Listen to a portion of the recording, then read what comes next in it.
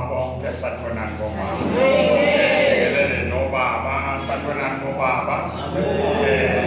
Ngokukhethekile ngibingelele ikomiti lenkonzo. Amen. Ngibingelele uchair wenkonzo. Ngibingelele umfundisi Mhayise. Amen.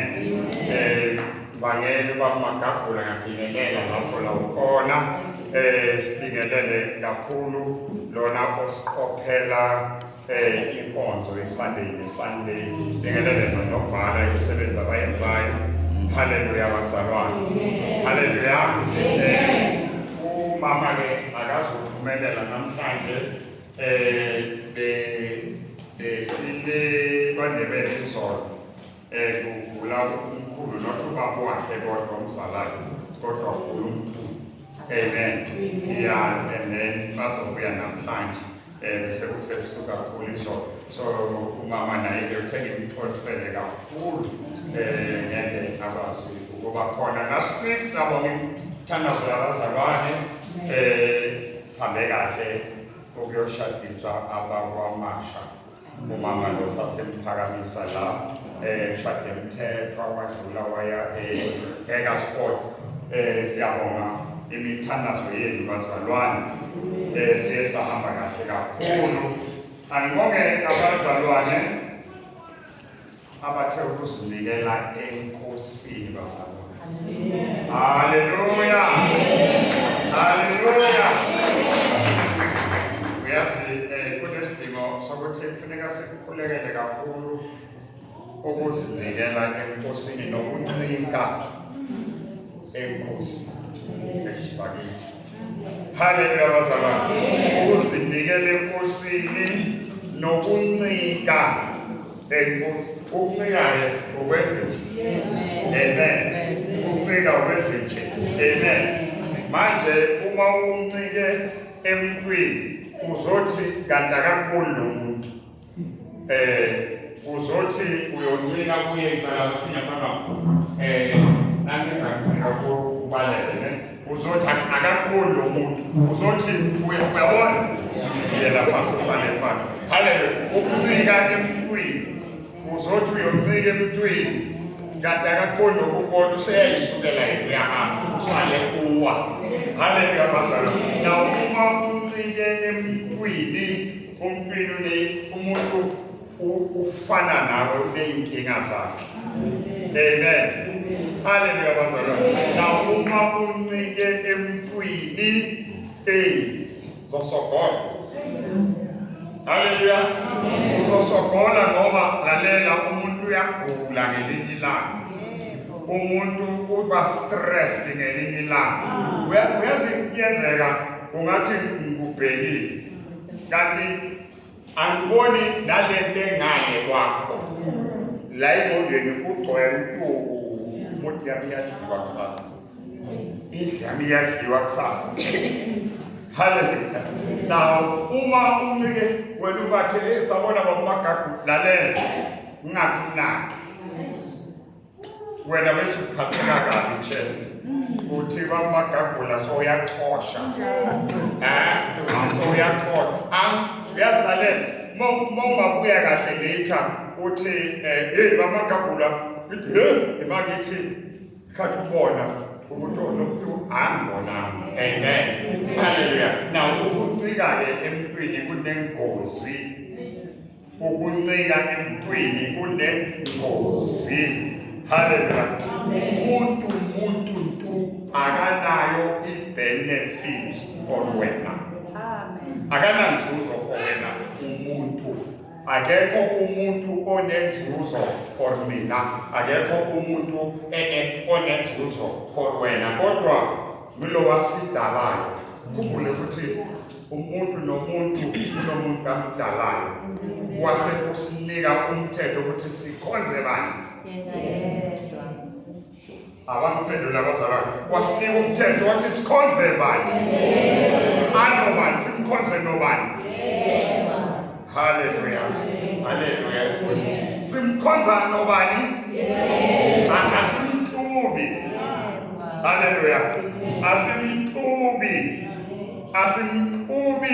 namanzi lo sithandazela amanzi sithi lamanzi haleluya asimkubi haleluya sikhonza yena nje onde uye nje kuphela haleluya haleluya bazalwane kaloku sikhohlisa la yabona lamanzi ngiyawathandaza hamba uyochela ngawo kwakho hamba uphela ngokuthandaza kwakho yebo urambelela chariot uthi Nkosi kunalezinto ezikhala lapha phezulu kwendlu urawunde ngezwi uthi Nkosi lomnikazi uma ugula izandla engikubeka zona mina ngithi Nkosi philisa lokukhona kwakho not mina haleluya ngoba tomorrow wena uzokholwa ukuthi yimi engikuphilisayo no Inkosi nawe izala ukholwa ukuthi ngizophila haleluya nawe izala ukholwa ukuthi ngizophila egameni likaJesu Kristu okungiyena ophethe impilo haleluya lithi izwi oza kuBaba ufanele eze ngobani ngoJesu hayi ngomfundisi amen abazalwane bazovula laphiyana I wanted to before I go to the word I will give it just 10 minutes sizoba nenkonzo yesifundo seBhayibheli bengifisa engathi esingake sitshintshe ukwenza bazalwane amen uyazi kunento engiyifunde emsebenzini kunecourse abake bangithumela kuyo but do it right the first time that was 1986 I was kwelinye izwe e-Italy babefundisa I stayed there for 3 months in India babefundisa i-quality control course le-experience ethi do it right the first time amen hallelujah now engakuthanda kule course ukuthi uma uzokwenza into first you must feel it kufanele uyizwe lento ozoyenza amen nawe kufanele uma uzovuka ekuseni kufanele uyifile lento yakuyo amen now uma sizoya kule course umfundisi uMhayise uye wabekisa ukuthi in fact akabekisanga ukuthi ayisifunde the second coming of Jesus Christ ukubuya kwenkosi uJesu amen inkosi uJesu yeza angithi yahamba hallelujah now izwi lithi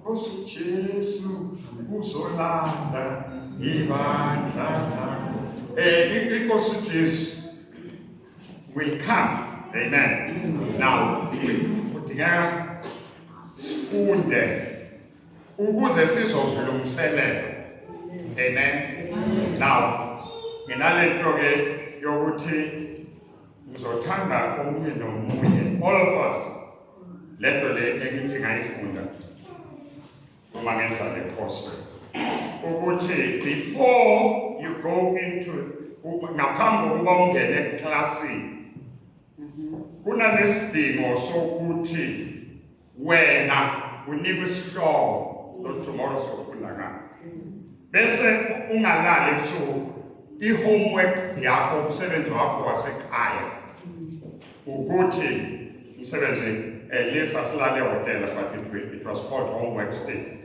umsebenzi wakho wasekhaya ukuthi kusasa noma ngalelanga lalesifundo wena ube ne-contribution amen ube nomnikelo walesifundo ngamanye amazwi ngaphambi kokuba kufika lola suku olukhulu sike senze ngithe kuMhayise benoche nomama let's call it a dry run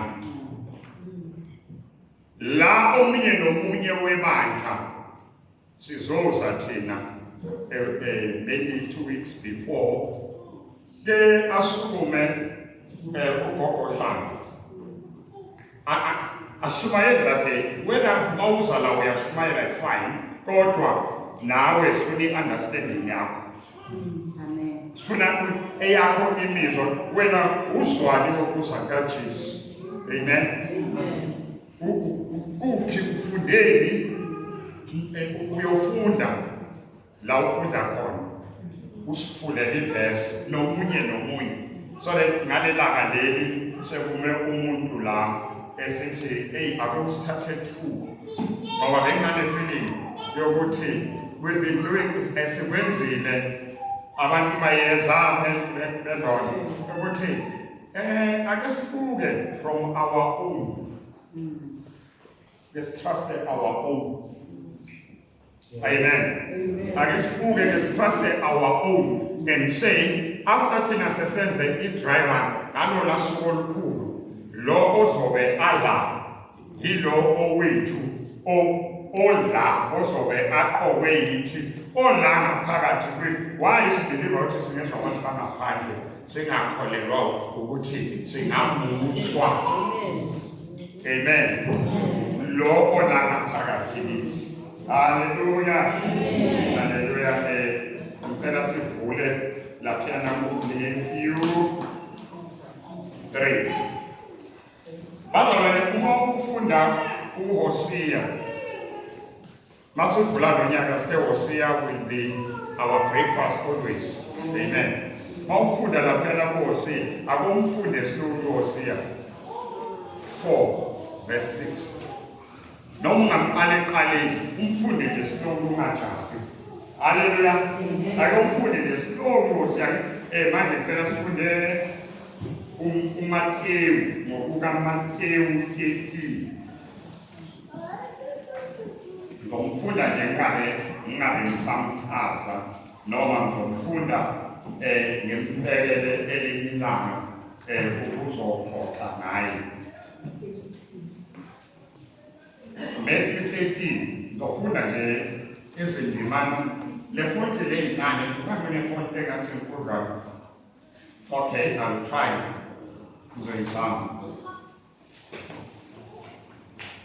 Matthew 13 qala verse 1.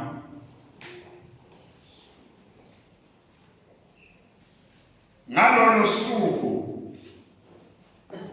uJesu waphuma endlini wahlala phansi ngasolwandle. Kwase kubuthana kuye izimpuku eziningi. Waze wangena emkhunjini wahlala phansi. Uquqaba lonke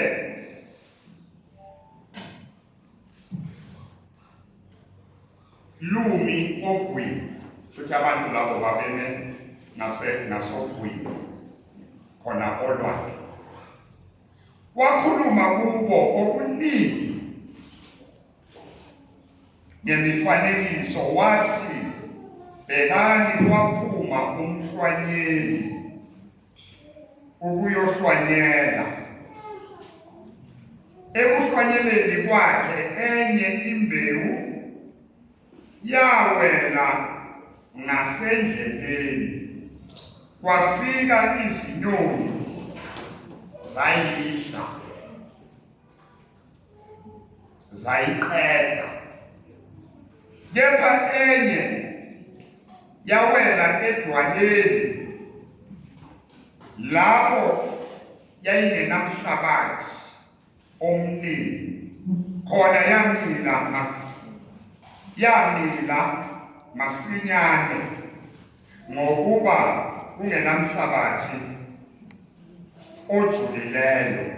Kodwa seliphumile ilanga yahwamuka.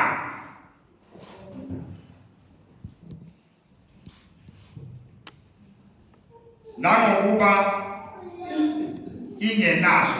ingenazimpande yabuna. kepha enye yawela emeveni, ameva akhula ayiminyanisa. Kepha enye yawela emhlabathini omuhle, yathela izithelo. Enye yathela izithelo, enye ngekhula.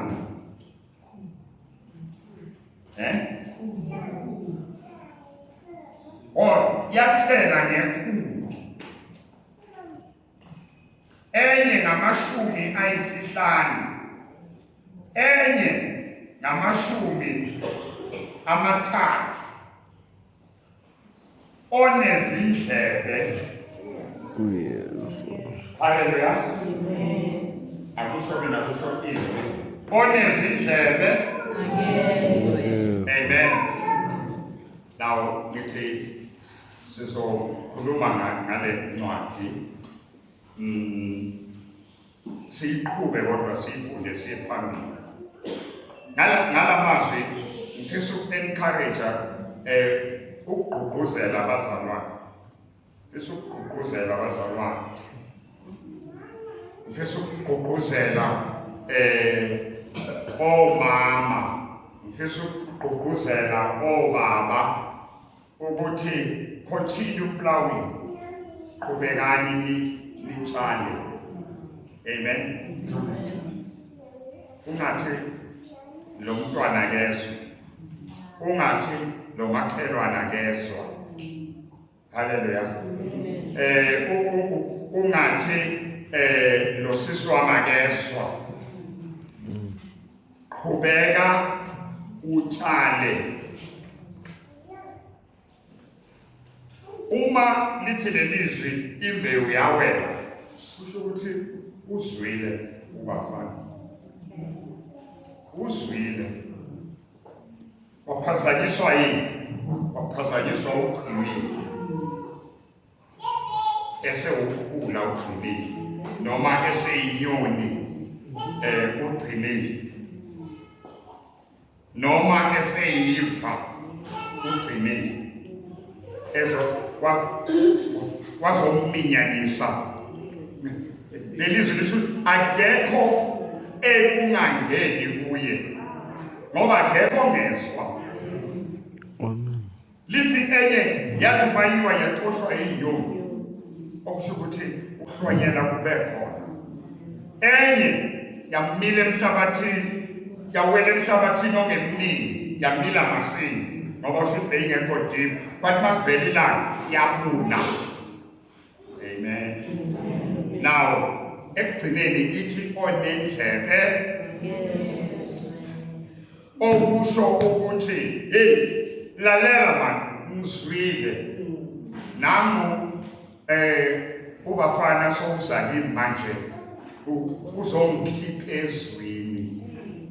Hallelujah bazalwane. Hallelujah. Nizwi sonke kutshaliwe. Continue kubeka utshale nawo. Ake utshale kweyakhe inhliziyo. Bazalwane, angithi nakuloku kutshalwa la. Tshala akutshale kweyakhe inhliziyo. So then azothi uma efika ubafana ethi uyakhipha kodwa wena utshalile. Umile uqinile ezweni. Hallelujah. Hallelujah. We